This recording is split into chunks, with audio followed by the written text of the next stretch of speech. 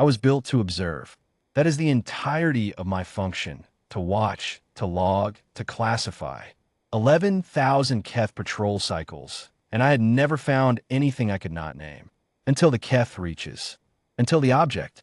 The contact resolved at 0311 ship time, third watch, when the rest of the crew slept and only I stood vigil at the passive arrays.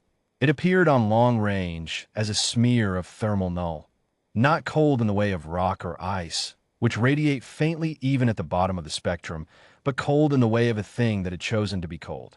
Deliberately, precisely, engineered cold. The kind of cold that does not happen by accident. I logged it. I gave it a preliminary designation. Drift Object Keth 7791.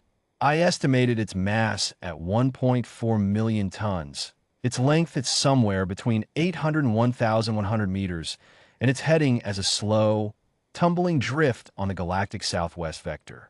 I cross-checked it against the full Keth Reaches survey archive, 340,000 logged objects spanning 4 centuries of patrol data, and found nothing that matched its mass, its profile, or its thermal signature. That should have been my warning. The archive has a name for everything. At 0347, I woke Commander Vethson. She stood over my display console in her sleep robes, her second set of eyes still half-lidded, and she looked at the smear of cold mass on my screen and said the thing I'd already told myself. It is probably debris. Old debris. Some collision remnant from the hollowing wars, tumbling dark for the last few thousand years. Nothing worth a scan. I agreed with her because the data supported that conclusion. I agreed with her because nothing in 11,000 patrol cycles had suggested that anything in the Keth Reaches was worth alarm. She went back to sleep. I kept watching. At 0419, I made my error. I activated the active scan array. What I want you to understand, if there is anyone left to understand anything, is that this was a routine action. Active scanning is what I do. It is the next logical step after passive contact resolution. You detect, you confirm, you classify, you log. The sequence has never failed me.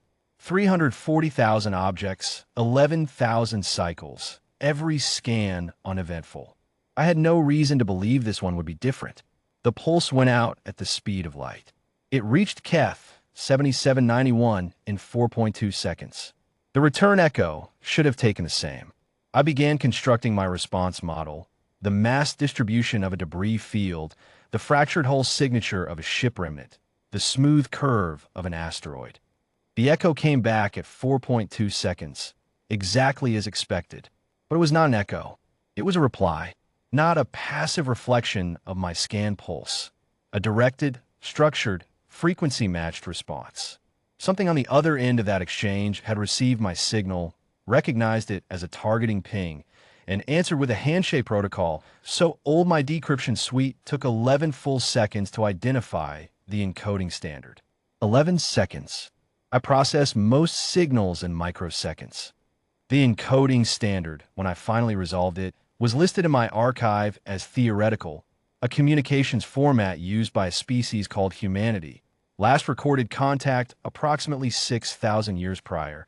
Current status in all Keth databases listed as dormant. Not extinct, not defeated, dormant. I understood the difference immediately. I had simply never had cause to apply it before. The object was not debris. The object was a ship. At 0423, I woke Commander Vethson again. This time I did not soften the data. I pushed the full analysis to her personal display. The mass reading, the reply protocol, the archive classification, the word dormant in amber lettering at the top of the species file. She read it standing in the corridor with one hand braced against the wall. I watched her secondary pupils dilate.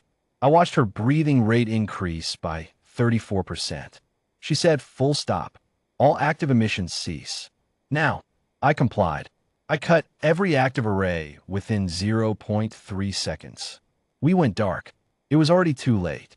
Because what I had not understood, what none of us had understood, what was not in any archive I could access, was what the scan meant to the ship. Not what it meant to me. Not what it meant to Commander Vethson.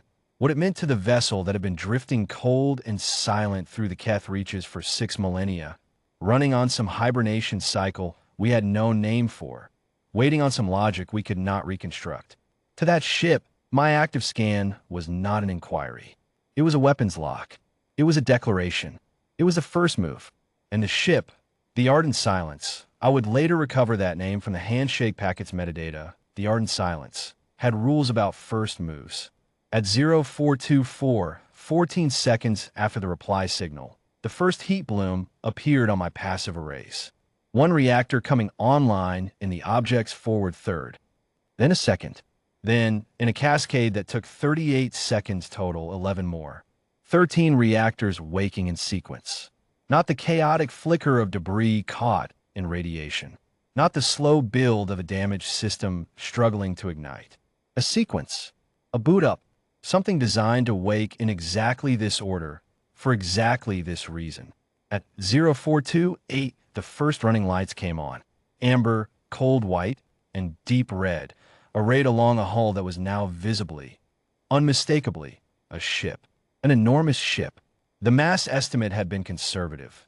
I revised it upward to 2.1 million tons as the full silhouette resolved. 1,400 meters of hull, I could see now, dense and dark, plated in a material my spectrographic array classified as an iron-nickel ceramic composite, heavily oxidized, patched in at least 19 distinct places with plating that registered as a different alloy entirely. Old damage. Old repairs. A ship that had fought, been hurt, been fixed, and then gone to sleep. The running lights outlined its profile like the bones of a dead thing that had just remembered it was not dead. At 0431, the weapons arrays powered up. I logged them. I logged them because that is what I do, and because I wanted someone to know what I saw, even if that someone would only ever be the black box recovery team. 14 forward-facing rail emplacements. 26 lateral batteries. 8 ventral platforms that my archive had no classification for. The energy signature did not match any weapon in my database, and my database contains records of 4,400 distinct weapon systems. I gave him a placeholder designation. I gave him that designation because I needed to put something in the log, and the truth was that I did not know what they were, only that they were enormous, and they were warm, and they were pointing at us. At 0433, Commander Vethson broadcast a hail. All frequencies. Standard Keth fleet encoding. The diplomatic register.